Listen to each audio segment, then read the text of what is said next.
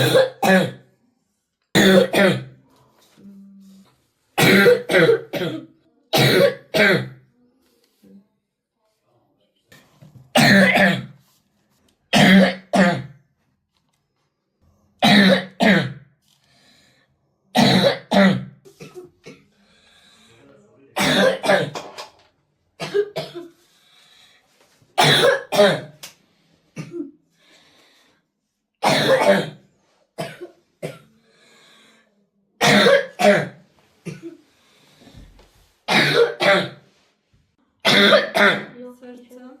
Yok.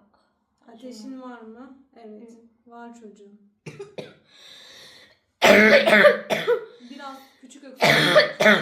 Biraz küçük öksürmeye çalış anneciğim, tamam mı? Yapamıyorum. Derin. Anneciğim derin.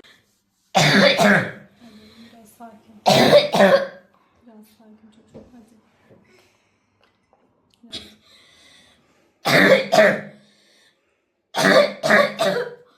Sen bana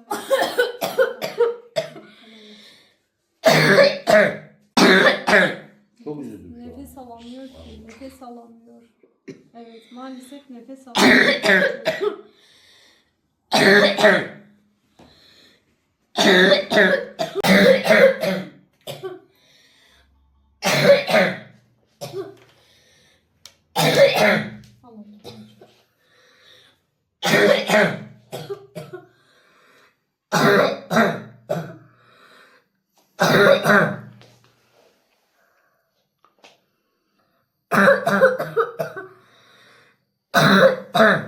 Yıllardır biz bu şekilde gece gündüz bunu yaşıyoruz.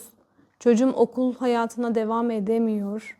Çok küçüklüğünde başladı. 7-8 yıldır öksürük var ama 4 yıldır bu şekilde diyebilirim size. 3 veya 4 net bu şekilde. Alerji dediler. 3 tane alerji doktoruna götürdüm. Maalesef alerjisi yok. Hayır, sadece deneme ilaçlar veriyorlar. O ilaçlar ve kortizonlu ağrı ilaçlar çocuğu daha da geriye götürdü. Benim çocuğum çok zayıf bir çocuktu. Kilo aldı. Oyun oynayamıyor. Futbolu çok seviyor. Futbol oynayamıyor. Benim çocuğum bu şekilde çocukluğunu yaşayamıyor. Ortaokula başladığında ilk onların içindeydi. İlk 20'nin içindeydi ve şu an maalesef ki ders notları gitgide düşüyor. Buna rağmen yani yine kendisi mücadele ediyor. Bırakmıyor derslerini. Maalesef 3 tane alerji doktoruna götürdüm ben. Üçü de alerji olmadığını söyledi. En son gittim. Hacettepe'den mezun bir alerji doktoru. Hiçbir alerji bu şekilde olmadığını söyledi bana. Göğüs hastalıklarına götürdüm. Çocuk göğsü çok zor buldum. Maalesef ülkemizde çocuk göğüs çok nadir. Onda da nefes borusunun yumuşak dokuda olduğu söylendi. Ben tıbbi olarak bilmiyorum ama yaprak yaprak bir bölüm var boğazda.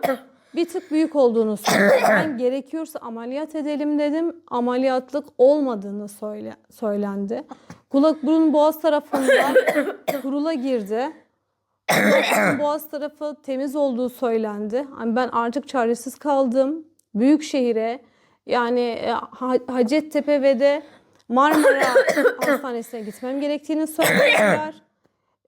Ki maalesef ben Hacettepe'den hani nereye götüreceğimi de bilmiyorum. Kime gideceğimi de bilmiyorum. O da var. Çünkü bütün doktorlara götürdüm ben. Yani tıkanıyorum. Şu an konuşmakta da tıkanıyorum. Gece gündüz bu şekildeyiz. Sadece bir doktor sağ olsun çok güzel ilgilendi. Vücudunda farklı bir cisim olabilir diye söylemişti. Yani bunun araştırılmasını istiyorum. Lütfen bir hastaneye yatış yapılmasını istiyorum. Sonuç o şekilde ilerleyebiliriz. Böyle normal yaşamamı etkiliyor bu öksürük. Çoğu şeyimi etkiliyor. Derslerimde gerilimimi, ondan sonra birçok aktivitemde geriletiyor. En sevdiğim oyun futbolu da falan da oynayamıyorum.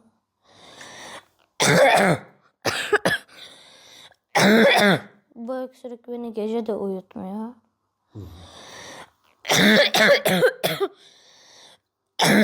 bir çözüm de bulamıyorlar.